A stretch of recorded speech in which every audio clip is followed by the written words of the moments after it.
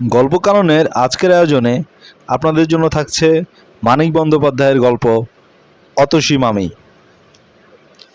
যে শোনে সেই বলে, হ্যাঁ শোনবার মতো বটে। বিশেষ করে আমার মেজমামা, তার মুখে কোনো কিছুর এমন উচ্ছ্বসিত প্রশংসা খুব কম শুনেছি। শুনে শুনে ভারী কৌতূহল হলো, কি এমন বাঁশি বাজায় লোকটা যে সবাই এমনভাবে প্রশংসা করে। একদিন শুনতে গেলাম, মামার কাছ থেকে একটা পরিচয়পত্র সঙ্গে নিলাম। আমি থাকি বালিগঞ্জে, আর যার বাঁশির বাজার ওস্তাদির কথা বললাম তিনি থাকেন ভবানীপুর অঞ্চলে। মামার কাছে শুনেছিলাম যতীন, উপাধিটা শোনা হয়নি। আজ পরিচয়পত্রের উপরে পুরো নাম দেখলাম, যতীন্দ্রনাথ রায়। বাড়িটা খুঁজে বার করে আমার তো চক্ষু স্থির। মামার কাছে যতীনবাবু এবং তার বাঁশি বাজানো যেরকম উচ্ছ্বসিত প্রশংসা শুনেছিলাম, তা মনে হয়েছিল লোকটা নিশ্চয়ই একজন কেষ্টু বিষ্টু গোছের কেউ হবেন। কিন্তু বাড়িটা যে গলিতে, সেটা কথা না হয় ছেড়েই দিলাম। এ যে ইট বার করা 3 কালের বুড়োর মতো নড়বড়ে একটা ইটের খাঁচা। সামনেটার চেহারায় যদি এরকম, ভেতরটা না জানি কীরকম হবে। উইয়ে ধরা দরজার কড়া নাড়লাম। একটু পরেই দরজা খুলে যে লোকটি সামনে এসে দাঁড়ালেন, তাকে দেখে মনে হলো ছাই গাদা নাড়তেই যেন একটা টকটকে আগুন বার হয়ে পড়ল। খুব রোগা, গায়ের রঙ অনেকটা ফ্যাকাশি হয়ে গেছে। তবু একদিন চেহারাখানা কীরকম ছিল অনুমান করা শক্ত নয়। এখনও যা আছে অপূর্ব। বছর 30 বয়স, কি কিছু কম। মলিন হয়ে আসা গায়ের রং অপূর্ব, শরীরের গড়ন অপূর্ব, মুখের চেহারা অপূর্ব, আর সব মিলিয়ে যে রূপ তাও অপূর্ব। সবচেয়ে অপূর্ব চোখ দুটি, চোখে চোখে চাইলে যেন নেশা লেগে যায়। পুরুষেরও তাহলে সৌন্দর্য থাকে। ইট বার করা নোনা ধরা দেয়াল আর উইয়ে ধরা দরজা, তার মাঝখানে লোকটিকে দেখে আমার মনে হলো ভারী সুন্দর একটা ছবিকে কে যেন অতি বিশ্রী একটা ফ্রেমে বাঁধিয়েছে। বললেন, আমি ছাড়া তো এ বাড়িতে কেউ নেই, সুতরাং আমাকেই চান। কিন্তু কি চান? আমার মুগ্ধ চিত্তে কে যেন একটা ঘা দিল। কি বিশ্রী গলার স্বর, কর্কশ। কথাগুলো মোলায়েম, কিন্তু লোকটির গলার স্বর শুনে মনে হলো যেন আমায় গালাগালি দিচ্ছেন। ভাবলাম, নির্দোষ সৃষ্টি বিধাতার কুষ্ঠিতে লেখে না। এমন চেহারায় ওই গলা! সৃষ্টিকর্তা যত বড় কারিগর হন, কোথায় কি মানায় সেই জ্ঞানটা তারা একদম নেই। বললাম, আপনার নাম তো যতীন্দ্রনাথ রায়, আমি হরেনবাবুর ভাগ্নে। পরিচয়পত্রখানা বাড়িয়ে দিলাম। এক নিঃশ্বাসে পড়ে বললেন, ইস, আবার পরিচয়পত্র কেন? হ্যাঁ, হরেন যদি তোমার মামা, আমিও তোমার মামা। হরেন যে আমায় দাদা বলে ডাকে। এসো এসো। আমি ভেতরে ঢুকতে তিনি দরজা বন্ধ করলেন। সদর দরজা থেকে দুধারের দেয়ালে গা ঠেকিয়ে হাত পাচেক এসে একটা হাত 3 চড়া বারান্দায় পড়ে ডান দিকে বাঁকতে হলো। বাঁ দিকে বাঁকবার জো নেই, কারণ দেখা গেল সেদিকটা প্রাচীর দিয়ে বন্ধ করা। ছোট্ট একটু উঠান, বেশ পরিষ্কার। প্রত্যেক উঠানে 4টে করে পাশ থাকে, এটাও তাই আছে দেখলাম। দুপাশে দুখানা ঘর এ বাড়িরই অঙ্গ। একটা দিক প্রাচীর দিয়ে বন্ধ করা, অপর দিকে অন্য এক বাড়ির একটা ঘরের পেছন দিক। জানালা দরজার চিহ্নমাত্র নেই, প্রাচীরেরই সামিল। আমার নবলব্ধ মামা ডাকলেন, অতসী, আমার এক ভাগ্নে এসেছে, এ ঘরে মাদুর বিছিয়ে দিয়ে যাও। ও ঘরটা বড় অন্ধকার। এ ঘর মানে আমরা যে ঘরের সামনে দাঁড়িয়েছিলাম, ও ঘর মানে ওদিককার ঘরটা।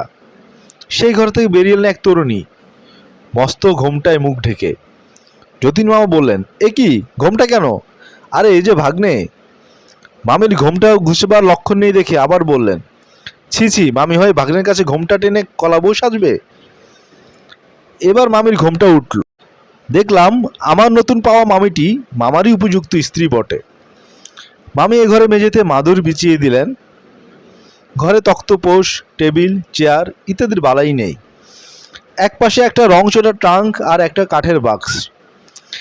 দেয়ালে এক কোণ থেকে আরেক কোণ পর্যন্ত দড়ি টাঙানো, তাতে একটি মাত্র ধুতি ঝুলছে। একটা প্যারেকে একটা আধময়লা খদ্দরে পাঞ্জাবি লটকানো, যতীন মামার সম্পত্তি। গোটা 2 বছর আগেকার ক্যালেন্ডারের ছবি, একটাতে এখনও চৈত্র মাসের তারিখ লেখা কাগজটা লাগানো রয়েছে। ছিঁড়ে ফেলতে বোধহয় কারো খেয়াল হয়নি। যতীন মামা বললেন, একটু সুজি টুজি থাকে তো ভাগ্নেকে করে দাও, না থাকে এক কাপ চাই খাবে খন। বললাম, কিচ্ছু দরকার নেই যতীন মামা, আপনার বাঁশি শুনতে এসেছি, বাঁশির সুরেই খিদে মিটবে এখন। যদিও খিদে পাইনি মোটেই, বাড়ি থেকে খেয়ে এসেছি। যতীন মামা বললেন, বাঁশি? বাঁশি তো এখন আমি বাজাই না। বললাম, সে হবে না, আপনাকে শোনাতেই হবে। বললেন, তাহলে বসো, রাতেই হোক, সন্ধ্যার পর ছাড়া আমি বাঁশি ছুঁই না। বললাম, কেন? যতীন মামা মাথা নেড়ে বললেন, কেন যাই না ভাগ্নে, দিনের বেলা বাঁশি বাজাতে পারি না, আজ পর্যন্ত কোনোদিন বাজাইনি।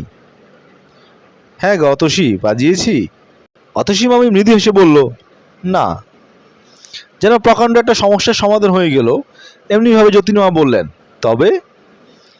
বললাম, মোটে 5টা বেজেছে, সন্ধ্যা হবে 7টায়। এতক্ষণ বসে থেকে কেন আপনাদের অসুবিধা করব, ঘুরে টুরে সন্ধ্যার পর আসবো এখন। যতীন মামা ইংরেজিতে বললেন, টুট টুট, তারপর বাংলায় যোগ দিলেন, কি যে বলো ভাগ্নে, পাড়ার লোকে তো বয়কট করেছে অপবাদ দিয়ে, তুমি থাকলে তবু কথা কয়ে বাঁচবো। আমি বললাম, পাড়ার লোকে কি অপবাদ দিয়েছে মামা? অতসী মামির দিকে চেয়ে যতীন মামা হাসলেন। বলবো নাকি ভাগ্নেকে কথাটা অতসী? পাড়ার লোকে কি বলে জানো ভাগ্নে? বলে অতসী আমার বিয়ে করা বউ নয়।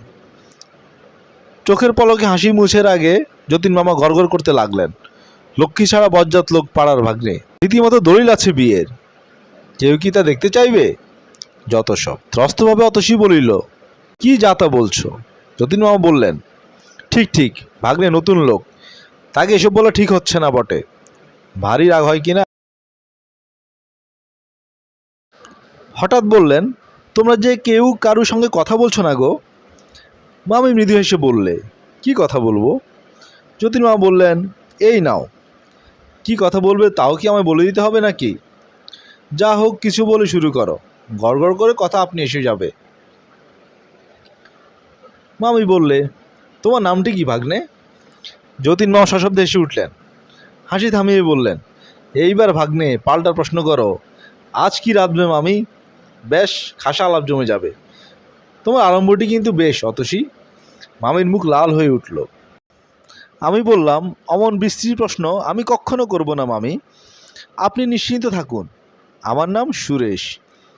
যতীন মামা বললেন, সুরেশ কিনা সুরের রাজা, তাই সুর শুনতে এত আগ্রহ নয় ভাগ্নে? হঠাৎ উঠে দাঁড়িয়ে বললেন, ইস, ভুবনবাবু যে টাকা দুটো ফেরত দেবে বলেছিল, আজ নিয়ে আসি, 2 দিন বাজার হয়নি। বসো ভাগ্নে, মামির সঙ্গে গল্প করো, 10 মিনিটের ভেতর আসছি। ঘরের বাইরে গিয়ে বললেন, দৌড়টা দিয়ে যাও অতসী, ভাগ্নে ছেলে মানুষ, কেউ তোমার লোভে ঘরে ঢুকলে ঠেকাতে পারবে না। মামির মুখ আরক্ত হয়ে উঠল এবং সেটা গোপন করতে চট করে উঠে গেল। বাইরে তার চাপা গলা শুনলাম। মামি ঘরে ঢুকে বললে, ওই রকম স্বভাব ওর, বাক্সে 2টি মোটে টাকা, তাই নিয়ে সেদিন বাজারে গেলেন। বললাম, একটা থাক। জবাব দিলেন, কেন? রাস্তায় ভুবনবাবু চাইতে টাকা 2টি তাকে দিয়ে খালি হাতে ঘরে ঢুকলেন। আমি বললাম, আশ্চর্য লোক তো। মামি বললে, ওই রকমই। আর দেখো ভাই। বললাম, ভাই নয় ভাগ্নে।